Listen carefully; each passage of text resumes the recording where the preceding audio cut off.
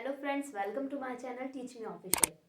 दोस्तों, आज हम जानेंगे अम्ल और अक्षार के टाइप्स के बारे में, यानी उनके प्रकार कितने होते हैं और कौन कौन से होते हैं। तो चलिए फ्रेंड्स, स्टार्ट करते हैं हम अपनी आज की क्लास।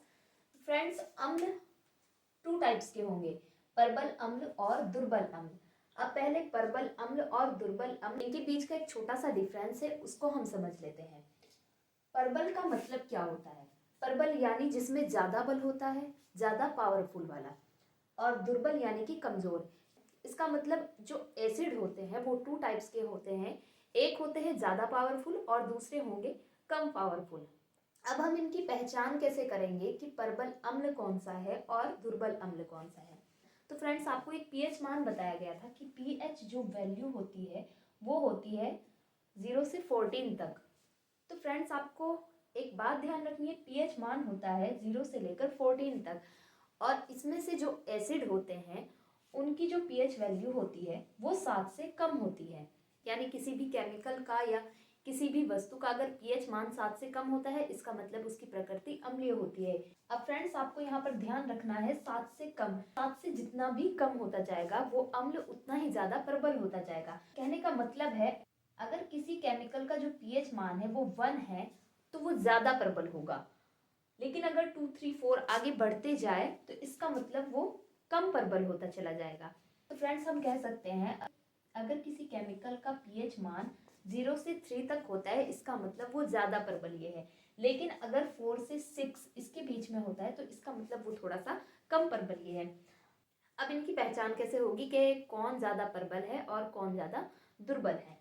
तो चलिए बात करते हैं प्रबल अम्ल के बारे में। तो फ्रेंड्स, ऐसे आयन जो अधिक तीव्रता और शक्ति के साथ H आयन प्रदान करते हैं। फ्रेंड्स, लास्ट क्लास में हमने आपको बताया था कि अम्ल हमेशा हाइड्रोजन आयन उत्पन्न करते हैं।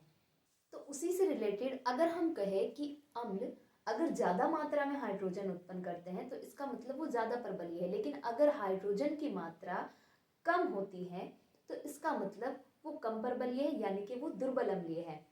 तो इसीलिए हम कह सकते हैं कि ऐसे आयन जो अधिक तीव्रता के साथ H आयन प्रदान करते हैं, ज्यादा तेजी के साथ या फिर ज्यादा शक्ति के साथ अगर हाइड्रोजन आयन प्रदान करते हैं तो इसका मतलब है कि वो प्रबलीय अम्ल है। लेकिन अगर धीमी गति से हाइड्रोजन आयन प्रदान करते हैं, यानी कि कम मात्रा में हाइड्रोजन आयन प्रदान करते हैं, तो इसका मतलब वो दुर्बलीय अम्ल है। या फिर हम कह सकते हैं कि प्रबल अम्ल जलीय विलयन में अधिक मात्रा में हाइड्रोजन आयन उत्पन्न करते हैं। मतलब अगर जो एसिड होते हैं उनका जलीय विलयन कराया जाए तो जलीय विलयन में क्या करेंगे, वो हाइड्रोजन आयन देंगे। लेकिन अगर हाइड्रोजन आयन उस जलीय विलयन में ज्यादा मात्रा में होती है, ज्यादा तेजी के साथ होते हैं, इसका मतलब वो प्रबलीय अम्ल है। फॉर एग्जाम्पल के लिए हाइड्रोक्लोरिक अम्ल या फिर H2SO4, जिसे हम कहते हैं सल्फ्यूरिक अम्ल। फ्रेंड्स, अगर आप इनका जलीय विलयन रेडी करेंगे तो आप देखेंगे कि उसमें हाइड्रोजन जो आयन है वो ज्यादा मात्रा में होगी और तेजी के साथ होगी। लेकिन अगर ऐसे एसिड जो कम मात्रा में हाइड्रोजन आयन देते हैं तो इसका मतलब वो दुर्बलीय अम्ल है। फॉर एग्जाम्पल के लिए CH3COOH, यानी कि एसिटिक एसिड, या फिर HCOOH, जिसे हम कहते हैं फॉर्मिक एसिड। फ्रेंड्स, ये एसिड ऐसे हैं जिनका अगर आप जलीय विलयन रेडी करते हैं तो वो हाइड्रोजन आयन तो देते हैं, लेकिन प्रबलीय अम्ल के अकॉर्डिंग कम हाइड्रोजन आयन देते हैं। फ्रेंड्स, एक एग्जांपल से मैं आपको बताती हूँ। माना कि ये एक बीकर है, इसमें कुछ वाटर है। अब माना आपने इसमें हाइड्रोक्लोरिक अम्ल यानी कि HCl के 50 अणु इसमें डाल दिए। इसमें आपने 50 अणु डाल दिए। तो जब आपने वाटर के अंदर हाइड्रोक्लोरिक अम्ल के 50 अणु डाल दिए हैं तो इसका ये जलीय विलयन रेडी हो गया। जलीय विलयन में ये क्या करेगा, अपने जितने भी अणु है 50, यानी 50 अणु है तो हो सकता है ये 50 के 50 में हाइड्रोजन आयन दे दे या थोड़े बहुत कम भी दे दे। लेकिन अगर आप एक दूसरे बीकर में उसमें आप डालते हैं एसिटिक एसिड, इसके आपने इसमें 50 अणु अगर डालते हैं तो आप इसमें देखेंगे कि इसके जो H आयन होंगे वो 50 में से 20 आयन या फिर 30 भी हो सकते हैं। कहने का मतलब है, प्रबल अम्ल के जलीय विलयन के अकॉर्डिंग इसके जो हाइड्रोजन आयन होंगे वो कम होंगे।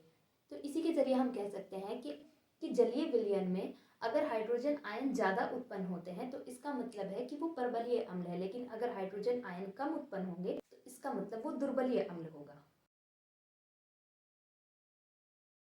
अब फ्रेंड्स इसी तरह अगर हम बात करें कि अक्षार कितने टाइप्स के होते हैं तो वो भी 2 टाइप्स के ही होंगे, प्रबल अक्षार और दुर्बल अक्षार। प्रबल अक्षार यानी ऐसे अक्षार जो ज़्यादा पावरफुल होते हैं। और उनका पता कैसे चलेगा? अगर पीएच मान 7 से जितना भी ज़्यादा होता चला जाएगा, जितना ज़्यादा होगा वो उतना ज़्यादा ही प्रबल होगा। यानी लगभग 8 से 11 के बीच में दुर्बल अक्षार कहे जाएंगे और उसके बाद के जो भी होंगे वो कहे जाएंगे प्रबलीय अक्षार।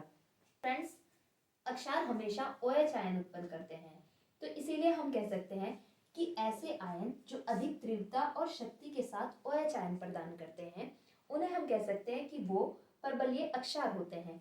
लेकिन अगर धीमी गति से OH आयन देते हैं तो हम कह सकते हैं कि वो क्या है, वो दुर्बल अक्षार है। या फिर इसके बारे में हम कह सकते हैं कि जो परबलीय अक्षार होते हैं वो जलीय विलयन में ज्यादा मात्रा में OH आयन देते हैं। मतलब जब आप अक्षार का जलीय विलयन करते हैं, उनको जल में डालते हैं, तो अगर वो ज्यादा मात्रा में OH आयन देते हैं तो इसका मतलब वो परबलीय अक्षार है।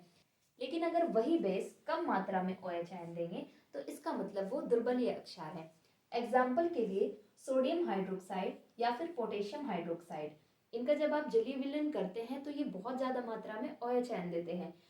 लेकिन अगर मैग्नीशियम हाइड्रोक्साइड या कैल्शियम हाइड्रोक्साइड की बात करते हैं तो ये दोनों केमिकल इनके अकॉर्डिंग कम मात्रा में OH आयन देते हैं। इसीलिए हम कह सकते हैं कि मैग्नीशियम हाइड्रोक्साइड या फिर कैल्शियम हाइड्रोक्साइड ये दोनों के दोनों दुर्बलीय अक्षार है। सो फ्रेंड्स, आई होप कि आपको परबलीय और दुर्बलीय जो भी अम्ल या अक्षार होते हैं उनका पॉइंट ऑफ क्लियर हुआ होगा। तो मिलते हैं नेक्स्ट वीडियो में नए टॉपिक के साथ।